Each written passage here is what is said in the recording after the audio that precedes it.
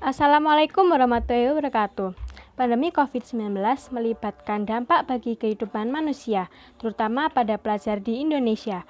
Mereka terpaksa harus melaksanakan pembelajaran dengan media daring. Tentunya, dalam daring ini memiliki dampak dan berbagai pendapat bagi kalangan pelajar. Maka dari itu, saya Askia Zawa Mahdiani, izinkan saya untuk meneliti dan mempresentasikan hasil penelitian saya yang berjudul Problem dan Pendapat Siswa Terhadap Pembelajaran Daring, Studi Kasus terhadap Siswa Kelas 10 SMA Negeri 8 Malang. Bab 1. Pendahuluan. Latar belakang. Sejak pandemi COVID-19 menyerang di Indonesia, bangsa ini pun harus mengalami banyak perubahan yang akan menjadi dampak dalam semua bidang, baik dampak positif maupun negatif, terutama dalam bidang pendidikan. Yang dulunya mereka harus menjemput kesuksesan dengan mencari ilmu di sekolah, kini semua berubah sejak adanya pandemik. Ini yang entah kapan akan berakhirnya.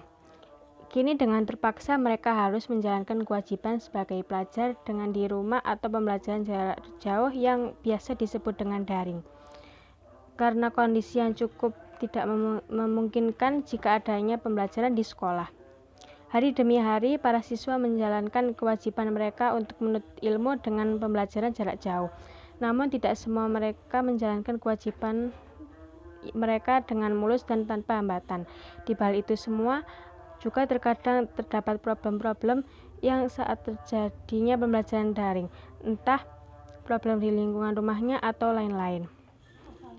Tak jarang para siswa atau siswi mengalami culture shock yang dimana mereka belum terbiasa dengan adanya pembelajaran daring ini.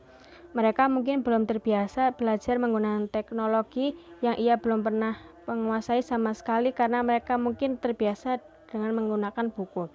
Atau mereka mengalami kendala jaringan sinyal yang kurang bagus sehingga menghambat proses pembelajaran siswa. Pembelajaran daring ini terdapat banyak pendapat dari kalangan pelajar maupun orang tua mereka.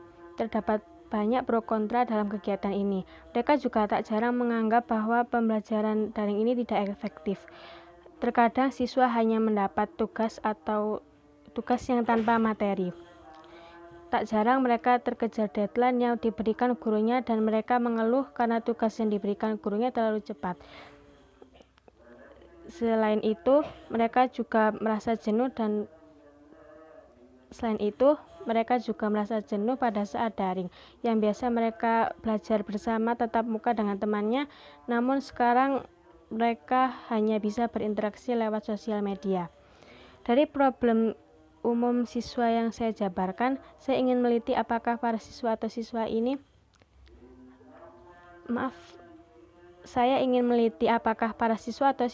ini berada di pihak pro atau kontra dengan kegiatan ini. Maka saya akan menggunakan judul problem dan pendapat siswa terhadap pembelajaran daring.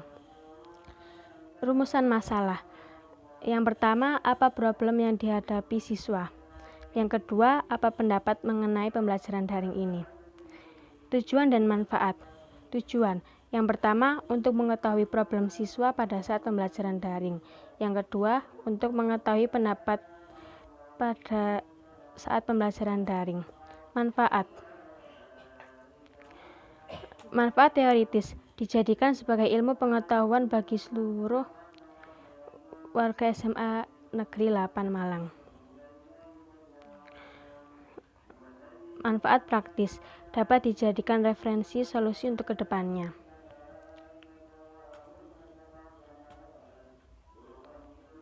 Bab kedua, landasan teori. Yang pertama, interaksi sosial. Menurut Chaplin, arti interaksi adalah relasi antara dua sistem yang terjadi hingga membentuk sedemikian rupa sehingga peristiwa yang ada dalam satu sistem tersebut mempengaruhi kejadian yang ada di sistem lainnya. Selain itu, interaksi juga diartikan sebagai hubungan sosial antar individu hingga membentuk sistem dan mempengaruhi satu sama lain. Interaksi sosial tidak terjadi apabila tidak memenuhi dua syarat ini, yaitu kontak sosial dan komunikasi. Yang pertama yaitu kontak sosial. Kontak sosial adalah sebuah cara yang dilakukan seseorang dalam proses interaksi sosial. Kontak artinya sama-sama menyentuh, tetapi dalam interaksi sosial kontak tidak selalu terjadi terjadi interaksi atau hubungan fisik karena orang bisa berbicara melalui telepon, ponsel, maupun surat. Yang kedua yaitu komunikasi. Komunikasi menjadi satu di antara syarat interaksi sosial karena dengan adanya komunikasi, pesan yang ingin kita sampaikan jadi tersampaikan. Secara harfiah, komunikasi adalah kegiatan saling menafsirkan perilaku, gerakan fisik, pembicaraan atau sikap, dan perasaan-perasaan yang tersampaikan. Yang kedua, pandemi COVID-19. Pandemi COVID-19 adalah peristiwa menyebarnya penyakit coronavirus 2019, bahasa Inggrisnya coronavirus disease 2019, disingkat menjadi COVID-19, di seluruh dunia untuk semua negara. Penyakit ini disebabkan oleh coronavirus jenis baru yang diberi nama SARS-CoV-2. Wabah COVID-19 pertama kali dideteksi di kota Wuhan, Provinsi Hubei, Tiongkok pada tanggal 1 Desember 2019 dan ditetapkan sebagai pandemi oleh Organisasi Kesehatan Dunia (WHO). Pada tanggal 11 Maret 2020 hingga 14 November 2020, lebih dari 53.281.350 orang kasus telah dilaporkan lebih dari 219 negara dan wilayah seluruh dunia, mengakibatkan lebih dari 1.301.021 meninggal dunia dan lebih dari 34.394.214 orang sembuh. Yang ketiga, pembelajaran daring. Istilah pembelajaran daring dan luring muncul sebagai salah satu bentuk pola pembelajaran di era teknologi informasi seperti sekarang ini. Daring merupakan singkatan dari dalam jaringan sebagai pengganti kata online yang sering kita gunakan dalam kaitannya dengan teknologi internet. Daring adalah terjemahan dari istilah online yang bermakna tersambung ke dalam jaringan internet. Pembelajaran daring artinya adalah pembelajaran yang dilakukan secara online menggunakan aplikasi pembelajaran maupun jejaring sosial. Pembelajaran daring merupakan pembelajaran yang dilakukan tanpa melakukan tatap muka, tetapi melalui platform yang telah tersedia. Segala bentuk materi pelajaran didistribusikan secara online, komunikasi juga dilakukan secara online, dan tes juga dilaksanakan secara online. Sistem pembelajaran melalui daring ini dibantu dengan beberapa aplikasi seperti Google Classroom, Google Meet, Edmodo, dan Zoom. Bab ketiga yaitu metodologi penelitian. Yang pertama, desain penelitian. Peneliti ini menggunakan metode kualitatif. Dengan metode ini memiliki tujuan untuk mengamati terjadinya fenomena dan perkembangan yang terjadi di tempat penelitian. Harapan untuk menggunakan metode ini dengan tujuan untuk dapat menjabarkan fenomena, variabel, dan perkembangan tempat penelitian, serta akan mengungkapkan fakta yang sebenarnya dengan apa adanya. Yang kedua, teknik pengumpulan data. Teknik pengumpulan data. Dengan pengumpulan data ini diharapkan dapat menemukan data yang akurat dan valid. Peneliti akan mengambil teknik metode untuk pengumpulan data, yaitu yang pertama, wawancara, yaitu kegiatan tanya jawab secara lisan untuk memperoleh informasi. Bentuk informasi yang diperoleh dinyatakan dalam tulisan atau direkam secara audio, visual, atau audiovisual. Dalam wawancara terdapat wawancara langsung dan tidak langsung. Wawancara langsung adalah percakapan antara dua orang, yakni pewawancara dengan narasumber secara langsung tanpa mencari informasi terlebih dahulu dari sumber lain atau internet. Wawancara tidak langsung adalah wawancara yang dilakukan tidak secara langsung atau tidak diperoleh dari sumber yang asli. Contohnya kita mencari informasinya dapat berupa dari internet atau semacamnya. Wawancara merupakan kegiatan kajian pengamatan untuk mengungkapkan data yang akurat. Wawancara ini dilakukan kepada siswa-siswi SMA 8 Malang. Yang kedua, observasi. Pengamatan atau observasi adalah aktivitas terhadap suatu proses atau objek dengan maksud merasakan dan kemudian memahami pengetahuan dari sebuah fenomena berdasarkan pengetahuan dan gagasan yang sudah diketahui sebelumnya, untuk mendapatkan informasi yang dibutuhkan untuk melanjutkan suatu penelitian. Yang kedua, teknik pengolahan data. Setelah menemukan data yang valid dan akurat, peneliti akan mengolah dari fakta dari hasil pengumpulan untuk penulis penelitian. Setelah mengolah dan menyusun kerangka kata untuk menulis data, agar penulisan data lebih akurat dan sistematis. Yang ketiga, tahapan penelitian. Dalam sebuah penelitian, peneliti diperlukan adanya tahapan-tahapan dalam meneliti supaya penelitian dapat berjalan dengan baik. Tahapan dalam penelitian diharapkan dapat membantu peneliti agar rencana tersusun dengan rapi dan baik. Berikut adalah tahapan dalam penelitian. Yang pertama, pembuatan rancangan penelitian. Yang kedua, pelaksanaan penelitian. Bab 4. Hasil penelitian. Rumusan masa yang pertama yaitu problem daring yang dihadapi siswa. Interaksi adalah relasi antara dua sistem yang terjadi hingga membentuk sedemikian rupa sehingga peristiwa yang ada di dalam satu sistem tersebut mempengaruhi kejadian yang ada di sistem lainnya. Selain itu, interaksi juga diartikan sebagai hubungan sosial antar individu hingga membentuk sistem dan mempengaruhi satu sama lain. Pada saat pembelajaran daring, tentunya para siswa juga memiliki kendala pada saat melaksanakan pembelajaran daring. Karena pembelajaran daring adalah pembelajaran online, problem yang saya rasakan pada saat pembelajaran daring adalah mengenai jaringan terkadang kurang mendukung untuk proses pembelajaran daring. Selain itu, sering terjadi terbatasnya komunikasi antara teman atau guru, karena pada saat pandemi hanya bisa berkomunikasi lewat chat via Zoom atau Google Meet, dan lain-lain sebagainya.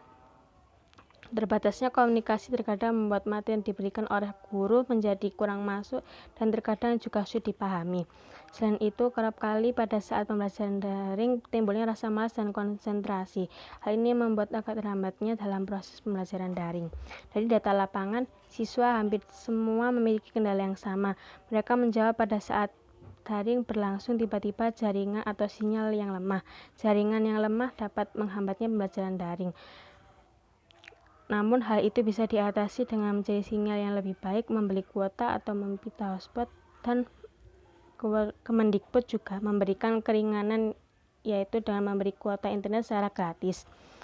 Selain juga internet yang menghambat proses daring, kendala yang dialami oleh siswa adalah kejenuhan dalam mengerjakan tugas sehingga timbulnya rasa malas yang dapat menghambat saat mengerjakan tugas.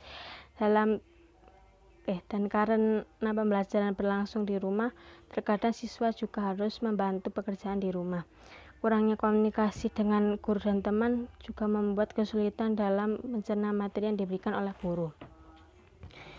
Yang kedua, pendapat siswa mengenai pembelajaran daring. Pembelajaran daring artinya adalah pembelajaran dilakukan secara online menggunakan aplikasi pembelajaran maupun jejaring sosial. Pembelajaran daring merupakan pembelajaran yang dilakukan tanpa melakukan tatap muka, tetapi melalui platform yang telah tersedia. Segala bentuk materi pelajaran didistribusikan secara online. Komunikasi juga dilakukan secara online dan tes juga dilaksanakan secara online. Sistem pembelajaran melalui daring ini dibantu dengan beberapa aplikasi seperti Google Classroom, Google Meet, Edmodo, dan Zoom. Pendapat saya mengenai pembelajaran daring yaitu dinilai kurang efektif karena terbatasnya komunikasi antara siswa dan guru, siswa dengan siswa. Namun pembelajaran daring adalah jalan satu-satunya solusi untuk para siswa menempuh pendidikan selama masa pandemi berlangsung. Daring sebuah solusi untuk mengurangi korban yang terjangkit COVID-19, yang mana mau tidak mau siswa harus menjalani supaya mereka tetap mendapatkan ilmu untuk bekal kelak nanti. Dari hasil lapangan mengatakan bahwa 6 dari 9 responden lebih menyukai pembelajaran luring karena siswa lebih paham materi yang diberikan oleh guru. Selain itu, pembelajaran luring juga bisa bertemu dengan teman sekolahnya dan lebih mudah dalam berkomunikasi. Pembelajaran daring dinilai kurang efektif karena mereka susah untuk membagi waktu dan sering tidak fokus pada saat pembelajaran daring. Dan sisanya, siswa lebih menyukai pembelajaran daring. Dengan adanya daring, siswa menjadi lebih leluasa untuk mengembangkan passion, lebih fokus belajar, dan pembelajaran daring juga lebih santai karena tidak perlu bergegas menuju sekolah. Selain itu, siswa juga bisa mengimplementasikan teknologi yang canggih untuk digunakan supaya mempermudah pembelajaran daring. Mereka menilai pembelajaran daring bisa efektif jika siswa mampu membagi waktunya. Bab kelima, kesimpulan.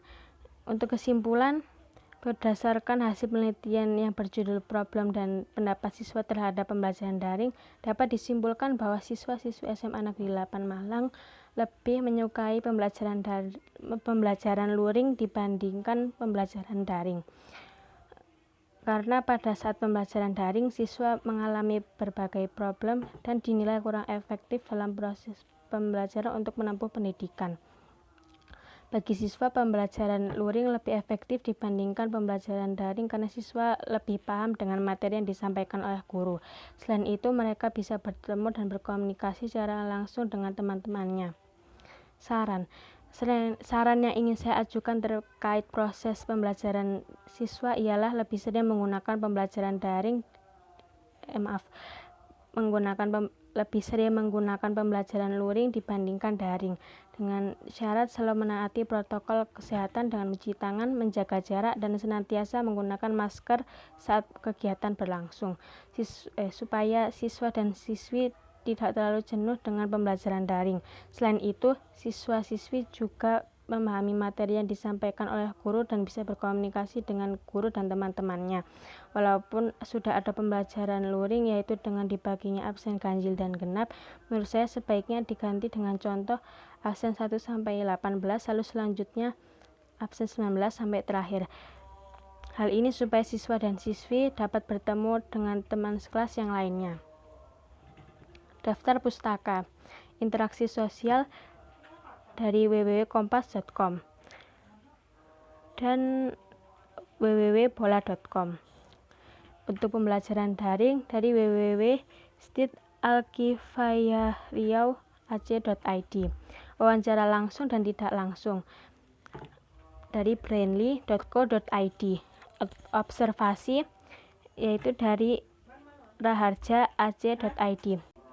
Sekian dari saya, maaf bila ada kesalahan dari kata-kata saya. Wassalamualaikum warahmatullahi wabarakatuh.